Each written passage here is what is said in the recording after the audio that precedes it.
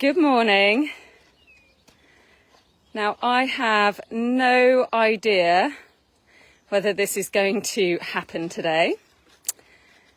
I don't know if you can hear the squelching underfoot in our round pen, but we had the most incredible storm this morning, as I'm sure lots of people did.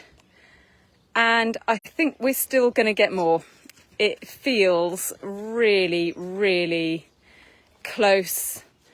And yeah, it feels like it's going to storm again, definitely. But I cannot believe how much rain fell in the space of, I don't know, half an hour or 3/4 of an hour. It was just crazy this morning. I happened to go for a little run. I had to pick up my car from the village. So I ran up to the village through thunder and lightning, which was quite scary. And then I jumped in my car, and then by the time I sort of reached the main road, driving home, people with hazard lights on, cars stopped because they can't actually see where they were going. It was bonkers. But anyway, I'm sure you've all got your Tuesday storm stories if you're in the UK. I think it's making its way north. But as I said, I'm just not sure what the signal, the Wi-Fi connection is going to be like today. Anyway, so far so good. So I'll stop whittering about the weather. We have just got an intake of 6 new lovely horses in for starting. And this is Rhubarb. So, Jace, how's it going? Yeah, we're all good. Morning, everyone. It's been a bit of a wild start to the morning, as Penny was saying. Literally nearly got washed away. But it's all fined up, and I'm working here with Rhubarb. And she's really well handled and a nice little horse. And I'm just working on now, just getting her forward and just a little bit of response from the back end. So I've done a bit of turning and I have put some side reins on, so I like to do that just to let them walk around with side reins on and just feel bit pressure before I do anything. So she's nearly ready for long lining. I'm just doing my last little touches. So if you watch this, I'm just going to do the other side and just check that I can just shift the hind end a little bit. So I want the hind end to step and then keep going forward, just to create a little bit of bend through the body. So we'll just have a quick look at that. Ooh. Yeah, so as I just said, we've got a new intake of young horses. So Rhubarb here, I'm guessing, yeah, she's 3 years old. And she is by 4 Romance, who is by First Romancia, and out of a Donegal, got Donegal on the mare side. And then her dam is by Foundation. And Jason's been really interested in the Stallion Foundation. All the horses that come through by him that he's dealt with have been really, really lovely and easy to deal with, and he's just been really impressed by them. So, and it looks like Rhubarb will be another one of those.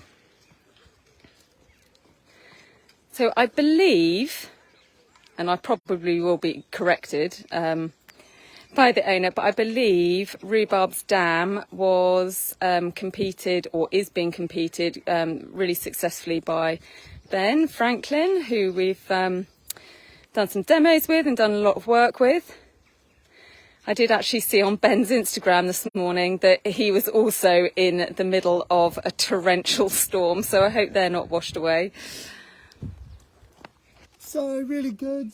You can see sometimes when you sort of get on the hip and you sort of want the hip to step out, when they're not sure, when they're just learning, sometimes they can sort of object to stepping out and they might even kick out a little bit at you. So be a little bit aware of that if you want to give this a go. And I did find that she was quite good to the right and a little bit sticky in getting the hind leg to step out to the left. I mean, that may change as we go through, but, you know, just observations when we're working. Okay, just going to go and do some... So rhubarb arrived. Actually, she spent the weekend here, so she had the weekend to settle in. You know, it's a big move for these babies. And Jason worked with her yesterday, and actually got quite far with her. So here, just testing a few flexions, and he'll just be testing that she's okay with the ropes around her before he starts long lining. So long lining's great, gets them used to a little bit of directional controls.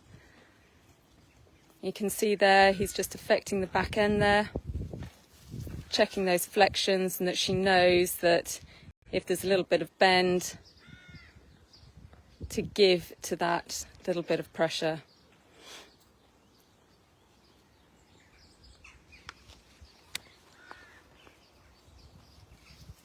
And you can see the sort of timing and feel.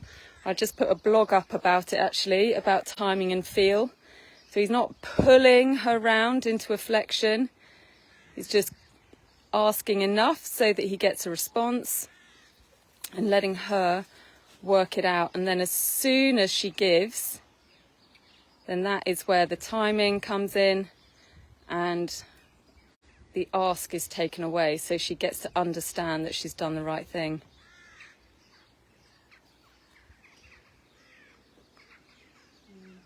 You can see she's not worried about all the ropes around her and things. She's been really well handled. And I say that in that she's been handled enough so that she's really humanised and is safe, and a little bit of education. But at the same time, she's not over-handled so that she's running over the top of you and thinks that she knows better. That's just how we like them, a happy medium.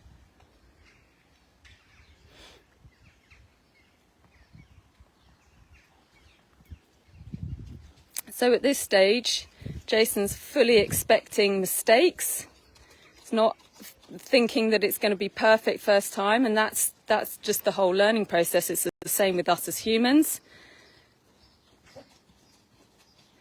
So there will be mistakes, and sometimes it can look a bit jarring because we're quite used to everything looking perfect, especially on social media and things like that.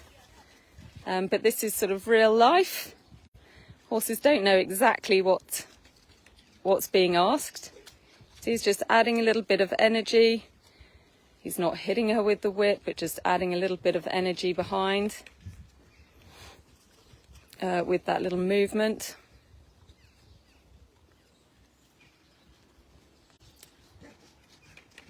And this is all for long rein preparation.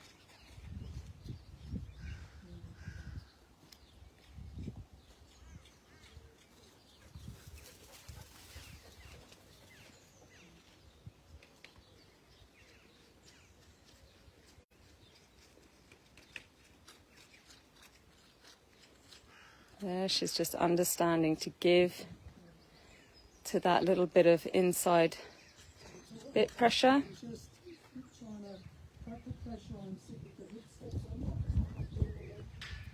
So this is following on from what he was doing before. When he puts a bit of bit pressure on, he's just looking for that hind end to step under. And then as soon as he sees that hip and that hind end stepping under, he'll release and let her walk out again.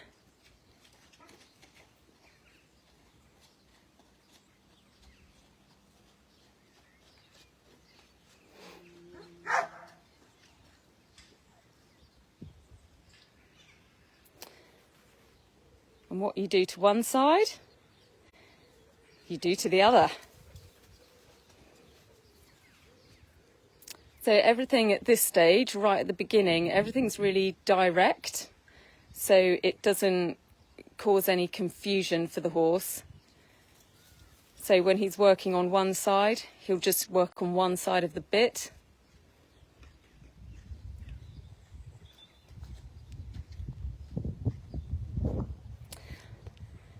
And she's had time to sort of stand in her bridle. She's been in the stable with her bridle on, so she's got used to the feeling of something in her mouth. You know, she's had a pick at the hay net and things like that. So she's getting comfortable with the bit in her mouth. Jason does start them bitless for people as well.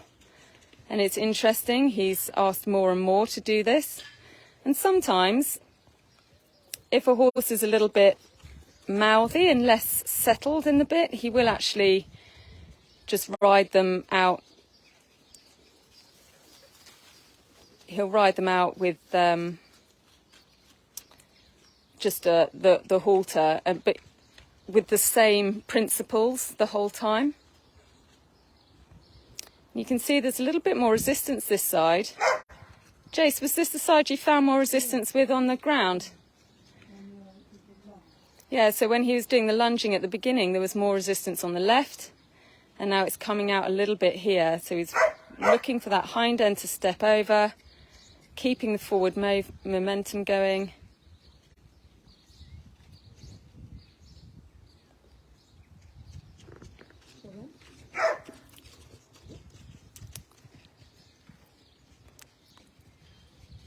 And just like us humans, horses do favour one side or the other, but it's up to the trainer to recognise that and try to correct those imbalances as you go along.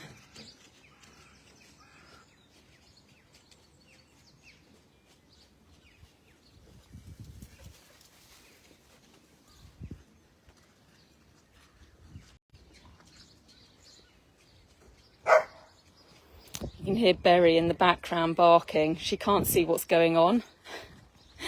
So our dog thinks that she is the one making the horse do the work, not Jason. She's a cattle dog by breeding.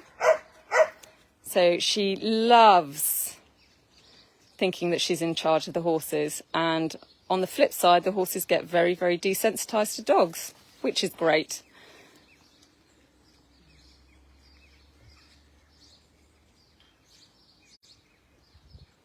You can see she's a really calm horse, Rhubarb. She's very amenable.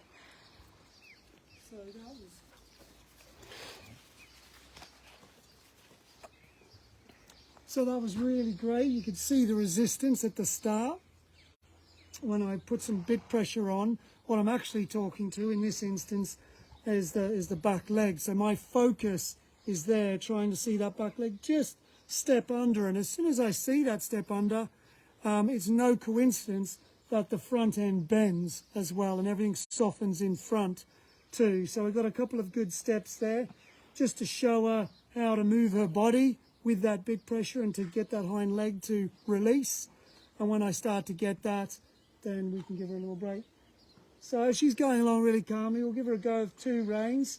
Can be a little bit more confusing because they sense that there's reins down both sides, and they've just got to work out that we're only going to be sort of really instructing off one. So we'll have a quick look at that and see how we go. It's really interesting, Jason, talking about the hind end. Look at Rhubarb. She's pretty chilled out, isn't she? Hello. Interesting talking about the hind end. The other day, so Jason talks about it a lot in terms of controlling your horse and using it as a way of controlling flight, but at the same time increasing suppleness and, you know, a correct way of going.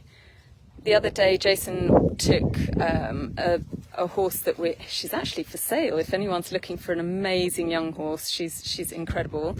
But Jason took her for a lesson with Nicola Bell at Sparrow Oast. And at the end of it, Nicola showed some really similar things to what Jason does on the ground with moving the hind end, but for a different purpose.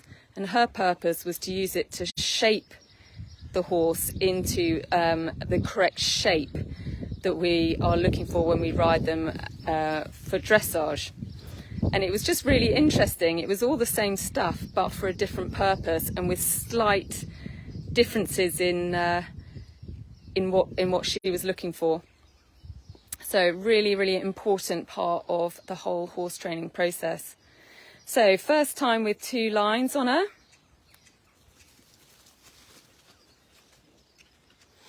We'll see how she goes. And you can see she's really not worried about the, you know, some horses when they come in just wouldn't be able to crack on like this with them. They need a whole desensitization program with the ropes and things like that. Some horses that come straight from studs or are particularly touchy or hot horses, they wouldn't really tolerate the long lines. So there'd be a whole lot of work to be done on that first.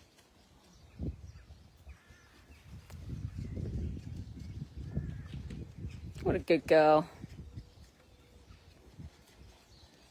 And I believe Rhubarb has done a little bit of groundwork and a bit of loading things with a friend of ours, Sean Hardy, so up in Oxfordshire. So those little lessons before she came down has done her well. And I'm sure Rhubarb's owner won't mind me saying she sent a few other horses down it must have been a year ago. And they hadn't been off her place and they hadn't been as humanised or handled. And we did have the odd escapee over a stable door, which was slightly nerve-wracking. But anyway, they're all going great guns now and ended up like lovely horses to work with. But Rhubarb's obviously had some great first life lessons before she's come here.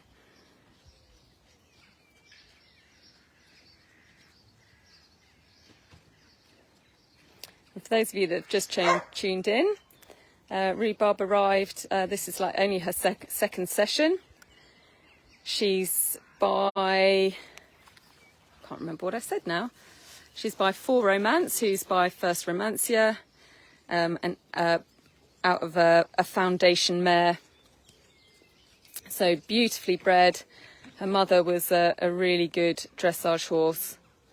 So high hopes for young Rhubarb here. And I should think Jason will end up giving her first ride probably on Thursday. And because they're only babies, the ridden work that we do here, or Jason does, I say we, not me. The ridden work that Jason does is all about getting the horse to enjoy their ridden work. So very little in the school and lots of going out and around, seeing new environments, out and around the farm, alone and in company, and never putting pressure on them.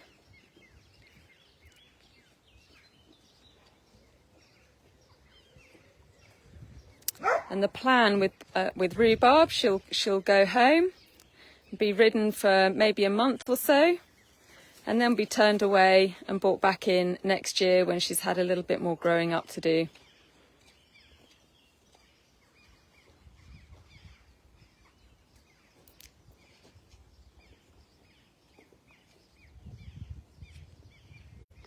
So Jason doesn't do loads of long lining. Some people with their young horses long line a lot and they actually take them out hacking and all that kind of thing on the long line.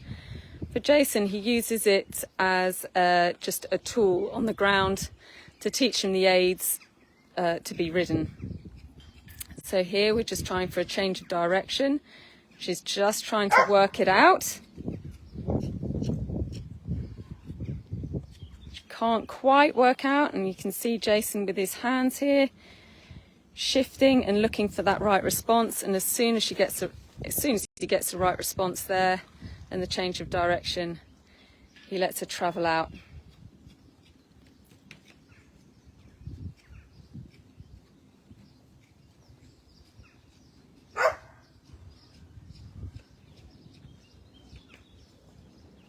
And there she goes. She got it a lot quicker that time. And if you go back and you see right at the beginning when he was doing a bit of lunging and things, he put the rope round her bum from the other side, so it almost looked like a counter bend. And that is exactly what is happening here when he's asking for changes of direction. So it's like building blocks really, they just move on from block to block. So hopefully the horse understands each exercise as they go forward.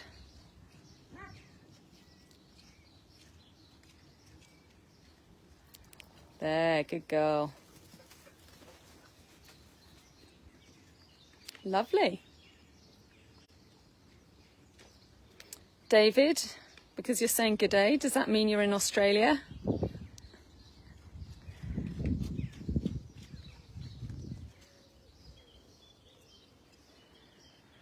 So, first time she's ever been long-lined. And if you go back and see from the beginning, you can see those stages leading up to this. And yeah, taking it all really, really well. So the next stage, although she's been fine with the roller, so I don't think putting the saddle on is going to cause much of a issue. But the next stage tomorrow, probably he'll pop a saddle on her, and depending on the horse, and Rhubarb, he won't do this with Rhubarb because she's very quiet, but sometimes he'll use a lead pony.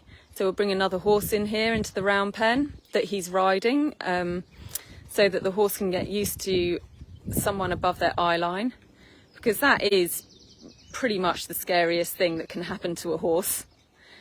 Someone or something on their back, like above their eye line. They're not used to having things above their eye line like that, and their instincts will be thinking that it's something that's trying to kill them, pretty much.